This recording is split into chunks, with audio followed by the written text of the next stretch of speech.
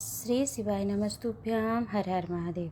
स्वागत है आप सभी का आज के एक नए उपाय में, जो कि संतान प्राप्ति का उपाय है।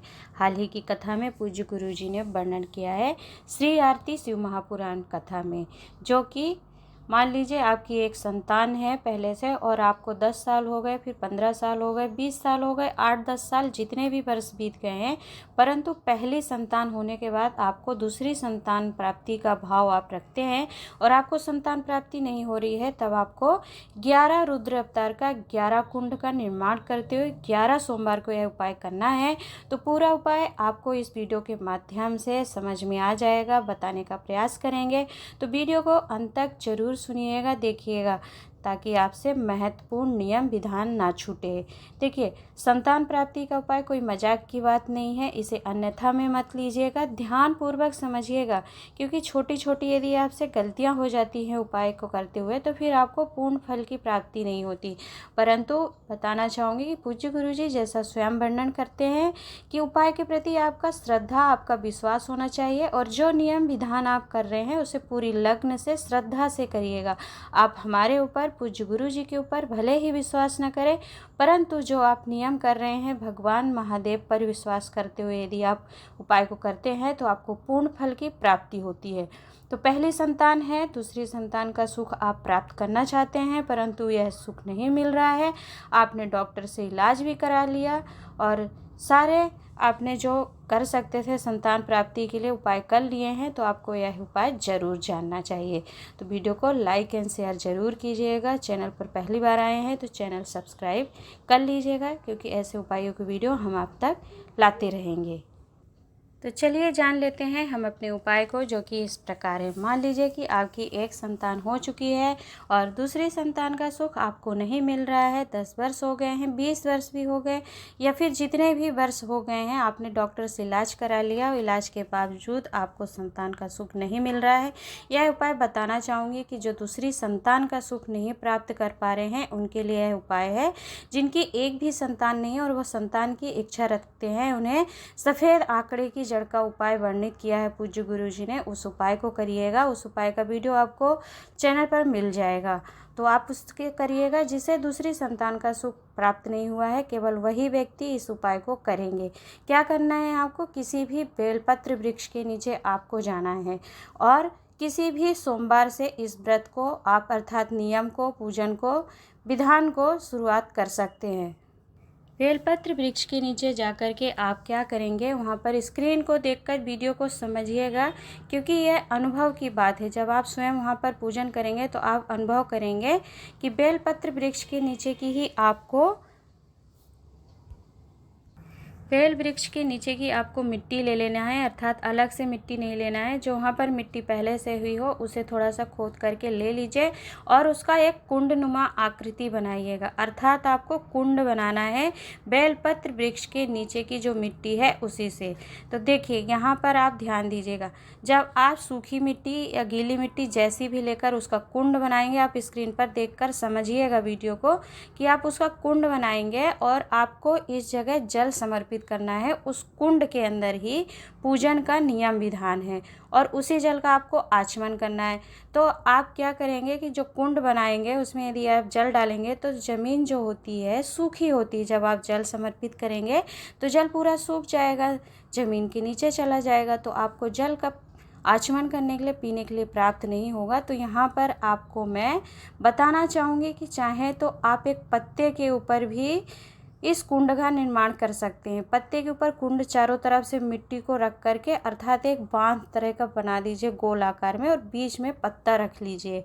तो पत्ते के ऊपर जब आप जल समर्पित करेंगे तो पूजन समाप्त होने तक यदि 2 बूंद भी उस पत्ते पे जल प्राप्त होता है तो उसका आप आचमन कर सकते। तो यह विधि थी, मैंने आपको बताई है। अब चलिए उपाय को पूरा समझिएगा कैसे करना है आपको।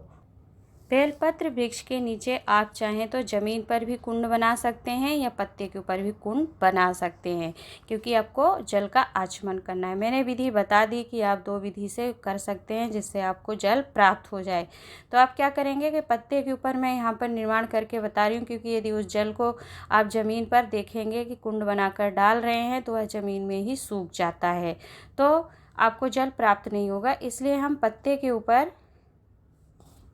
पत्ते के ऊपर जब आप कुंड का निर्माण कर लेंगे और उस पर जल समर्पित करेंगे तो थोड़ा सा जल उस पर ज़रूर रुकता है, ठहरता है। अब आपने कुंड का निर्माण कर लिया। अब एक लंबी बाती का घी का दीपक प्रज्वलित करके रख लीजिए। दीपक के नीचे थोड़ा सा आसन जरूर दीजिएगा, फूल का या तो फिर अक्षत का।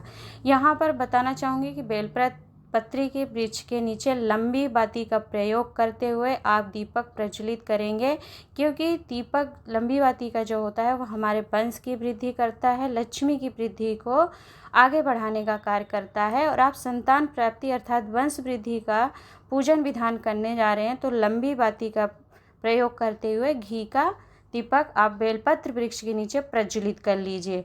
और थोड़ा सा आपको भोग लगाने के लिए प्रसाद स्वरूप में हो सके तो मीठा दूध ले लीजिए, अर्थात दूध के अंदर शक्कर या गुड़ मिला करके उसे रख लीजिए, या फिर आप मीठी खीर चावल की बनाकर उसे लेकर जाइएगा।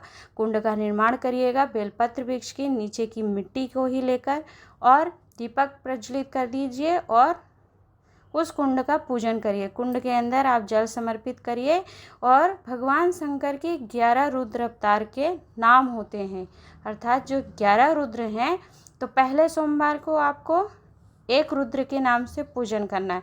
अर्थात पहले सोमवार के दिन जब आप पूजन करेंगे तो 11 रुद्र अवतार के नाम आप स्क्रीन पर देख सकते हैं कि पहले रुद्र का नाम है कपाली, पिंगल, भीम, विरूपाक्ष, विलोहित, शास्ता, अजपात, अपिर्बुध्य, शंभु, चंड और भव। तो पहले सोमवार को जो आप कुंड बनाकर निर्माण करके पूजन करेंगे वो कपाली नाम के रुद्र के नाम से आप पूजन करेंगे, अर्थात जो जल समर्पित करेंगे, पुष्प समर्पित करेंगे, तिलक करेंगे कुंड पर, वो कपाली रुद्र जो हैं उनका नाम लेते हुए और अपने संतान की कामना करते हुए, अपना वंश, गोत्र, नाम और उसका स्मरण करते हुए आप पूजन करेंगे। वंश वृद्धि की कामना करते हुए कि आपको संतान का सुख प्राप्त हो, ऐसी कामना से आप कुंड का पूजन कर दीजिए, दीपक प्रज्वलित कर दीजिए। और क्या करेंगे आप, इस उपाय को पति पत्नी दोनों करते हैं तो बहुत अच्छी बात है। जो आपने कुंड में जल समर्पित करा है उस जल को पति पत्नी ले करके उसी स्थान पर थोड़ा सा आचमन कर लीजिए, अर्थात पी लीजिए। 2 बूंद भी आपको कुंड से जल मिल जाता है, इसीलिए मैंने पत्ते के ऊपर बोला कि यदि कुंड में पानी मिट्टी सोख भी लेती है तो आपको पत्ते पर भी 2 बूंद पानी प्राप्त हो जाए तो उसे ही लेकर के अपने मुँह में डालकर पी लीजिएगा।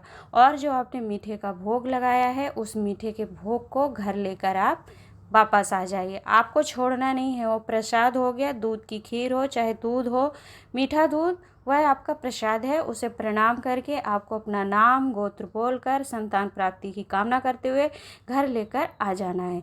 अब क्या करेंगे आप कि रात्रि में इस खीर को या ये जो मीठा दूध है इसे आप पति पत्नी दोनों प्रसाद स्वरूप में पी लीजिए। और रुद्र जो है कपाली नाम से पहले सोमवार को आपने पूजा किया, तो उसी रुद्र जो है कपाली उनका नाम लेते हुए आप इस खीर को भोग को प्रसाद स्वरूप में ले लीजिए और पति पत्नी दोनों रात्रि में साथ रहिए। तो पूज्य गुरु जी वर्णन करते हैं कि मात्र आप 4 या 5 ही सोमवार को 5 ही रुद्र का पूजन करते हैं तो गर्भ ठहर जाता है, संतान की प्राप्ति हो जाती है। बहुत से लोगों का पूज्य गुरु जी वर्णन करते हैं कि पूरे 11 रुद्र पूर्ण नहीं होते हैं और उनका गर्भ ठहर जाता है। तो आपको 11 रुद्र तक पूजन करना है, अर्थात पहले सोमवार को आप एक रुद्र के नाम से पूजन करेंगे, फिर अगला जो सोमवार आएगा दूसरे नाम के पिंगल नाम के रुद्र के नाम से करेंगे। तो जो 11 रुद्र हैं एक एक रुद्र के नाम से हर सोमवार को आपको पूजा करना है, 11 सोमवार तक पूजन करना है, बेलपत्र वृक्ष के नीचे ही करना है। अब कुछ महत्वपूर्ण विशेष जानने योग्य इस उपाय से संबंधित आपको प्रश्नों के उत्तर बताना चाहूँगी कि मान लीजिए कि आपने सोमवार को पहले रुद्र के नाम से पूजन किया, अगला सोमवार आया या फिर तीसरा कभी कोई सोमवार पड़ जाएगा जिसमें नारी रजोधर्म से हो सकती है, क्योंकि यह संतान प्राप्ति का उपाय कर रहे हैं आप, तो चाहे तो उस सोमवार को छोड़कर फिर अगले सोमवार को, अर्थात मान लीजिए कि 2 रुद्र का पूजन 2 सोमवार तक आपने कर लिया, अब तीसरा सोमवार आया, आपको तीसरे नंबर के रुद्र भीम का पूजन करना था और उस दिन आप रजोधर्म से हैं तो उस उस अवस्था में उस सोमवार को छोड़ दीजिए।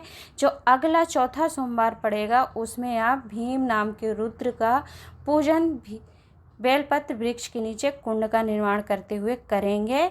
और प्रसाद स्वरूप रात्रि में दोनों पति पत्नी खीर का भोग प्राप्त करेंगे, संतान प्राप्ति की कामना करते हुए, और रात्रि में एक साथ रहेंगे। और आपको बेलपत्र वृक्ष के नीचे ही जल का थोड़ा सा, जो कुंड में आपने जल समर्पित किया है उस जल का थोड़ा सा आचमन कर लीजिए, पी लीजिए।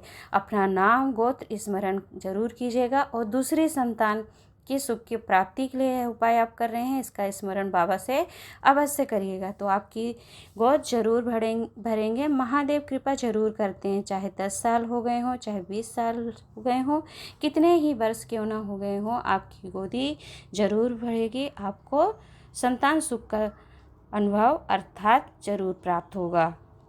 तो यह उपाय उन लोगों को करना है जिनकी पहली संतान है और वह दूसरी संतान प्राप्त करना चाहते हैं।